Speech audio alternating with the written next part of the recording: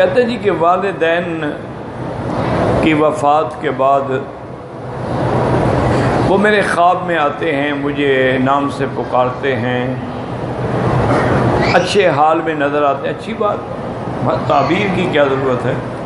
جب وہ اچھے حال میں ہیں تو الحمدللہ خدا کا شکر کرو اور ان کے لیے کوئی صدقہ کرو، خیرات کرو، کتابیں لے کے طلباء کو دو، مدرسوں میں کوئی کمی ہو، کمرے کی جگہ کی، مسجد میں کمی ہو، وہ تاکہ صدقہ جاریہ ہو جو ہمیشہ رہے۔ آپ کسی کو 100 ریال دے دیں وہ تو ختم ہو گیا نا، بس باقی تھوڑا رہے گا۔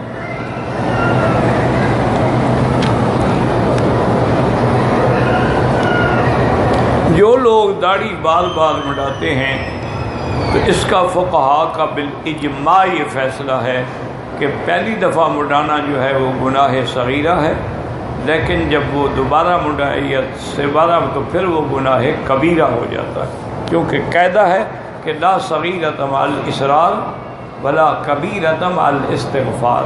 اگر صغیرے کو بار بار کرو تو کبیرہ ہو جائے گا، اور کبیرہ جو ہے ما سوائے توبہ کے معاف نہیں ہوتا۔ اور داڑھی منڈانے والے کو ائمہ اربعہ کے نزدیک وہ فاسق بھی ہے، فاجر بھی ہے، اللہ کی حدود توڑنے والا ہے، سرکار دو جہاں کی شکل اور 1,24,000 پیغمبر کی سنت کا مخالف ہے۔ اس لیے یہ فرما کہتے ہیں کہ اس کو نہ تو مؤذن بنایا جائے اور نہ امام بنایا جائے، وہ اس قابل نہیں ہے۔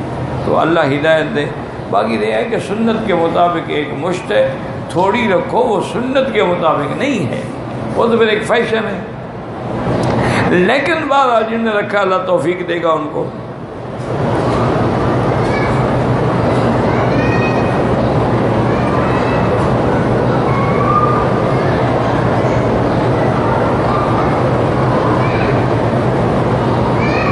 بہرحال اگر آپ کو نے پیسے ان کو دیے تھے وہ کھا گئے تو اللہ سے دعا مانگو، روز 2 رکعت نماز نفل پڑھ کے دعا مانگو کہ اللہ پاک آپ کے اسباب پیدا کرے اور آپ کو قرضہ واپس مل جائے۔ تو اور ہمارے پاس اور تو کوئی حل نہیں ہے کہ اگر قانونی چارہ جوئی کرنی ہے تو کسی وکیل سے مشورہ کرو۔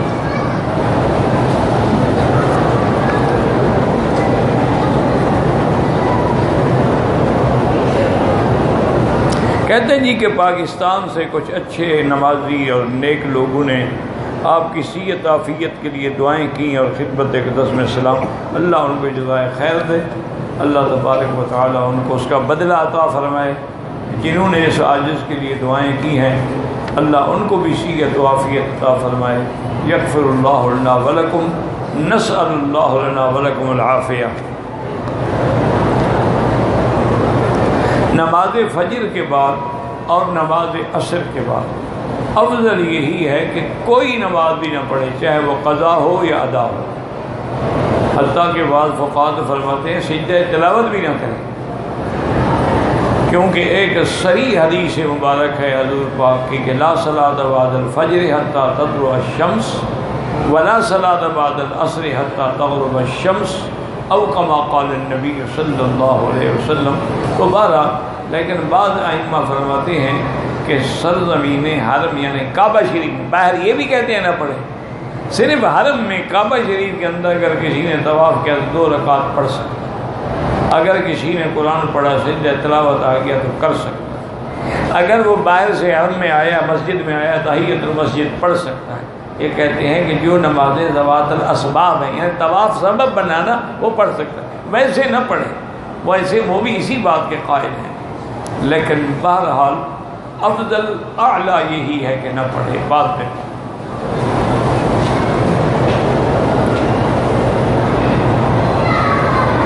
کہتے جی کہ ہمارے یہاں بعض لوگ نعوذ باللہ محمد کو مودی کہتے ہیں، عبداللہ کو ابودی کہتے ہیں، بالکل ناجائز۔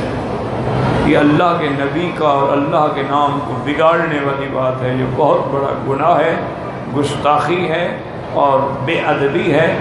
اور ایک اور بھی ہمارے یہاں عذاب آ گیا ہے، جیسے ایک آدمی کا نام عبد الخالق ہے، خالق، کوئی خالق تو اللہ کی ذات، تم تھوڑے خالق ہو۔ عبد الرزاق ہو تو کہتے ہیں رزاق، یہ بھی ناجائز کہ جو عبد الخالق، عبد الرزاق، عبد اللہ، عبد الرحیم، عبد الکریم، عبد الستار، یعنی ساتھ اپنی ابدیت کا لفظ بھی لائیں، ورنہ بالکل گناہ ہے، حد سے زیادہ بڑا گناہ ہے۔ اچھا ایک اور بات بھی آ گئی ہے کہ لوگ جو ہے نا جی ناموں کو اپنا مخفف، مثلا کسی کا نام اکرم ہے تو کہتے ہیں اکی، یعنی نک نیم ہے جی، یہ بالکل ساری باتیں شریعت اسلام کے خلاف ہیں۔ اصل بات یہ ہے کہ کافر اللہ کا نام سننا بھی نہیں چاہتا، اس لیے وہ نوجوانوں کو یہ سکھاتا ہے کہ نام بگاڑ دو، تاکہ نام بگڑا ہوا ان کے سامنے دیا جائے، اللہ کے نام سن کر بھی ان پہ ایک ہیبت طاری ہو جاتی ہے۔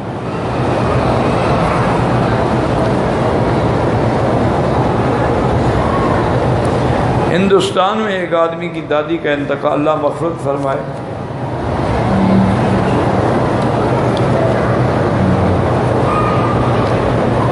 ایک بزرگ آدمی نے عمرہ کیا، طواف کیا، صفا مروہ نہیں دوڑا، احرام کھول دیا، سر بھی منڈوا دیا، بہرحال ایک بکری دم پڑ گئی، چاہے بعد میں انہوں نے صفا کیا لیکن دم دینی پڑے گی، کیونکہ سر منڈا لیا تو احرام سے تو نکل گئے نا، بات کو سمجھا کریں، احرام سے نکلتا ہے آدمی سر منڈانے سے، چادریں کھولنے سے نہیں نکلتا۔ جب انہوں نے طواف کے بعد سر منڈا دیا مانا احرام سے نکل گئے، اب بعد میں چاہے وہ صفا دوڑیں گے لیکن دم پڑے گی، ایک بکری دم دینی ہو۔ کہہ دیتے ہیں جی بزرگ تھے، بوڑھے تھے، کسی نے کہ بھائی بوڑھے تھے طواف تو کر دیا، بوڑھے نے طواف کیسے کر دیا، اس میں تو نہیں بھولا۔ اچھا پھر صفا مروہ کے لیے تو ویل چیئر موجود ہیں، صفا مروہ کے لیے تو اپنی الیکٹرک گاڑیاں بھی موجود ہیں، اس پہ بیٹھ کے کر لیتا اگر بوڑھا ہے تو، یا تھک جائے آدمی تو ایک ایک چکر کے بعد آرام سے بیٹھ کے سانس لے کے پھر دوسرا چکر کرے، کوئی مشکل نہیں ہے۔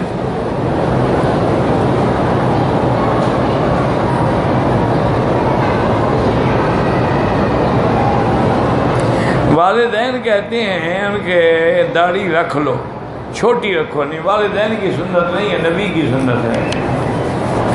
ان کو کہو جو اللہ کے نبی کا فرمان ہے میں اسی پہ عمل کروں گا۔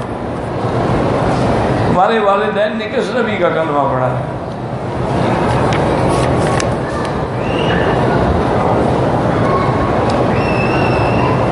کہتے ہیں جی کہ لوگ کہتے ہیں داڑھی کا کہو نا ان کو، جی داڑھی رکھو، کہتے ہیں جی محمد علی جناح کی داڑھی نہیں تھی، محمد علی جناح کی نعوذ باللہ نبی تھا، پیغمبر تھا، ولی تھا، علامہ اقبال کے وہ اولیاء اللہ، تو پھر ان کا کیا ہے؟ اصل بات آپ نے کلمہ محمد علی جناح کا پڑھا ہے، علامہ اقبال کا پڑھا ہے، یا محمد رسول اللہ کا پڑھا ہے؟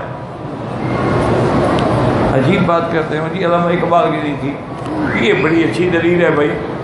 علامہ اقبال تو اللہ معاف کرے شراب بھی پیتا تھا، آخر میں تو توبہ کر لی اس نے، جب اس کا علماء دیوبند سے تعلق بنا حضرت علامہ انور شاہ کاشمیری رحمۃ اللہ علیہ سے، تو یکدم اقبال تبدیل ہو گیا، پھر وہ شراب وراب و قلندری و تماشے ختم ہو گیا، پھر وہ تو ماشاءاللہ رہبر قوم بن گیا، پھر اس نے قوم کو جگایا ہے توحید کے لیے اور اپنی خودی کو بلند کرنے کے لیے، اپنے ضمیر کو زندہ رکھنے کے لیے، پھر اس نے بڑی خدمت کی ہے قوم کی۔ پہلے تو بیچارہ وہ ویسے تھا غریب، اللہ اچھا اس کا سارا خاندان قادیانی ہے، صرف وہی ایک آدمی ہے جو بچ گیا اللہ کی رحمت سے، اللہ اس کی مغفرت فرمائے۔ ہمارے یہاں عجیب باتیں آج کل بھی کہتے ہیں ہم وہ محمد علی جناح علامہ اقبال والا اسلام لائیں گے ملک میں، لا حول ولا قوت الا باللہ۔ ان کو تو بیچاروں کو تو خود بھی اسلام کا پتہ نہیں تھا۔ اللہ محمد علی جناح کی مغفرت فرمائے، اس نے کام کیا، لیکن آپ کو پتہ ہے کہ اس نے تو اپنے رشتے پارسیوں کو دی، اپنی لڑکیاں اس نے پارسی مجوسی آگ پرست لوگ تھے ان کو دی۔ اچھا خود وہ پونجا جناح کا بیٹا تھا، اب پونجا کون سے اسلام کا نام ہے؟ خود وہ مسلمان تھا، اس میں کوئی شک نہیں، اور اس نے ایک اچھی تحریک چلائی کہ ہمیں ایک آزاد ملک مل گیا۔ اب یہ الگ بات ہے کہ ہم نے اس کے ملک کو قائم نہیں رکھا، توڑ ڈالا، لیکن اس نے تحریک چلائی، قربانی دی، اور انگریزوں سے اور ہندوؤں سے لڑا۔ ہمارے علماء نے اس کی تائید کی باقاعدہ، کیونکہ وہ جانتے تھے کہ یہ انگریزی قوانین والی اور یہ نکات جو ہیں یہ یہی لڑ سکتا ہے، ہم تو نہیں لڑ سکتے۔ وہ بہت بڑا وکیل بھی تھا نا۔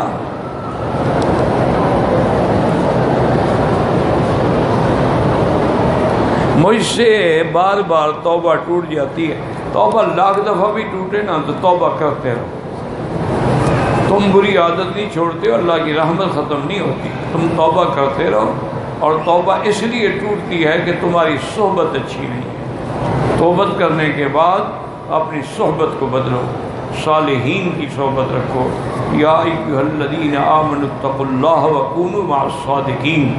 جب اچھے لوگوں کے ساتھ رہو گے تو انشاءاللہ یہ تمہاری بیماری چھوٹ جائے گی.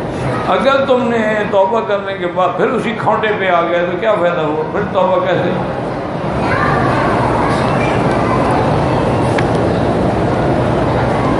فرشتوں سے غلطی ہوتی ہے؟ نہیں ہوتی ہے. فرشتے معصوم، لا یعصون اللہ ما امرہم ویفعلون ما یؤمرون. وہ اللہ کی نافرمانی نہیں کرتے اور وہی کرتے ہیں جس کا اللہ ان کو حکم دیتے ہیں.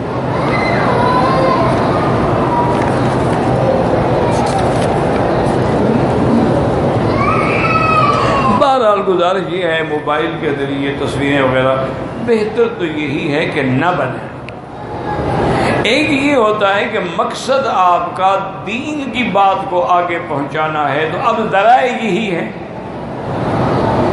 اگر اس نیت سے کریں گے تو انشاءاللہ گناہ نہیں ہوگا کہ دین آگے پہنچے، دعوت آگے پہنچے، تبلیغ آگے پہنچے. اور لیکن اگر یہ جو آج کل حشر ہے کہ لڑکیاں ہیں، اللہ ہدایت دے، بس کھڑی ہیں فوٹو بنا رہی ہیں. کچھ لوگ نماز جنازہ میں فاتحہ پڑھتے ہیں، ٹھیک ہے، ان کی بھی نماز بالکل درست ہے. جیسے حنابلہ رحمہ اللہ کے نزدیک پہلی تکبیر میں فاتحہ ہے، دوسری میں درود ہے اور تیسری میں دعا ہے. کیونکہ ان کا مقصد یہ ہے کہ جب جنازہ نماز ہے تو نماز تو بغیر فاتحہ کی نہیں ہوتی. لیکن امام صاحب کے نزدیک، امام ابو حنیفہ رحمۃ اللہ کے نزدیک پہلے ثنا ہے، پھر درود ہے، پھر دعا. وہ کہتے ہیں جنازہ تو ہے ہی نہیں، دعا نماز تو ہے ہی نہیں. کوئی نماز ہوتی ہے جس میں رکوع نہ ہو، سجود نہ ہو.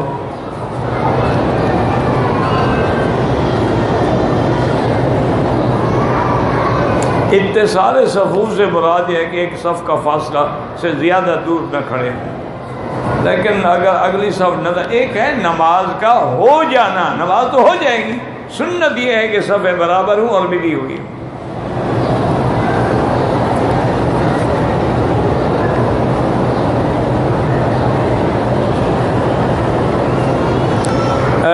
میں صدقہ دینا چاہتا ہوں. میرا بھائی میں نے بتایا نا کہ صدقہ وہاں کرو جیسے مثلا کسی علاقے میں پانی نہیں ہے، کنویں لگوا دو، نل لگوا دو تاکہ وہ لڑکیاں بیچاری باہر نہ جائیں. اچھا، کسی مسجد میں یہ ہوتا ہے کہ مسجد کا سارا لیکن حمام نہیں ہوتے ہیں، وضو کی جگہ نہیں ہوتی، وہ بنا دو تاکہ لوگوں کو راحت بھی دے. اچھا، کسی مسجد میں چٹائی نہیں ہوتی ہے، دریاں نہیں ہوتی ہیں، یا طلبہ مدرسے میں پڑھیں ان کے پاس کتابیں نہیں ہیں. ایسا صدقہ کرو جو ہمیشہ قائم رہے.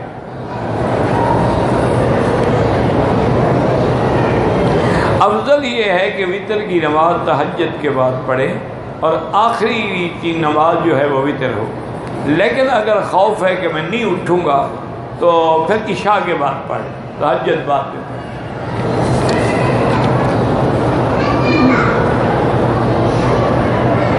اگر دعائے قنوت نہ پڑھے تو سجدہ سہو آئے گا، نہیں کیا دوبارہ پڑھیں گے. حنفی مسلک پہ چونکہ ان کے نزدیک دعائے قنوت واجب ہے، باقی ائمہ کے نزدیک سنت ہے. پڑھا تو ٹھیک ہے، نہیں پڑھا تو ثواب نہیں ہوگا لیکن نماز ہو جائے گی.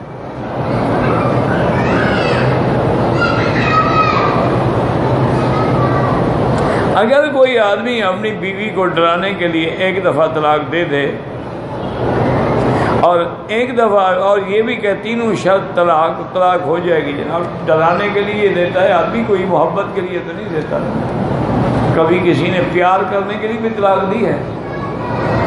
طلاق ہے. ثلاث جدہن جد وحضرہن جد النکاح والطلاق والعتاق. یہ تین چیزیں، ان کی تو مذاق بھی حقیقت.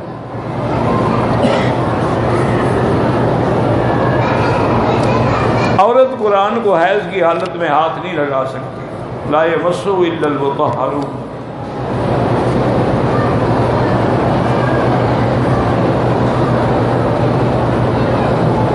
بہرحال گزارش یہ ہے کہ اگر ایک آدمی نے عمرہ کیا ہے اس کو طواف کے دوران مثلاً پیشاب کا قطرہ آیا، احرام پلید ہو گیا، اس کو پتہ ہی نہیں لگا، تو دوبارہ ایک طواف کر لے، پھر کوئی دم شم نہیں پڑے۔ اگر اس کو بیماری ہے، مجبور ہے بیچارہ، کیا کرے؟ میں نے 11 اور 12 کی ذی الحج کی کنکریاں زوال سے پہلے ماری، بالکل دم ہے۔ 11 اور 12 کو وقت زوال کے بعد شروع ہوتا ہے، زوال سے پہلے نہیں ہوتا۔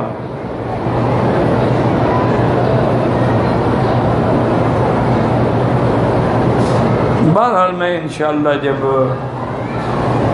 درس سے فارغ ہوں مجھے ملے، ضرور ملے، کیوں نہ ملے مجھے۔ تدفین جنازے کا سنت طریقہ یہی ہے کہ اس کو اس طرح پہ لٹایا جائے، پھر اس کا کفن جو ہے کھول دیا جائے اور اس کے چہرے کا رخ تھوڑا کعبۃ اللہ کی طرف موڑ دیا جائے، پھر اس کو مٹی سے بند کر دیا جائے۔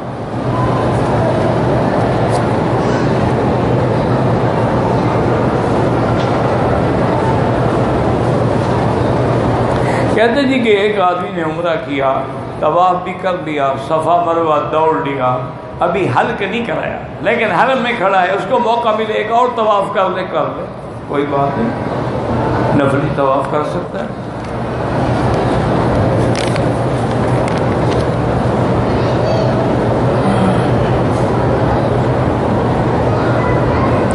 ایک عورت کی عادت ہے حیض کی 7 دن، 5 دن کے بعد جب خون بند ہوا تو اس نے غسل کر کے عمرہ کر لیا، پھر اس کے بعد پھر خون شروع ہو گیا، بالکل دم پڑ گئی۔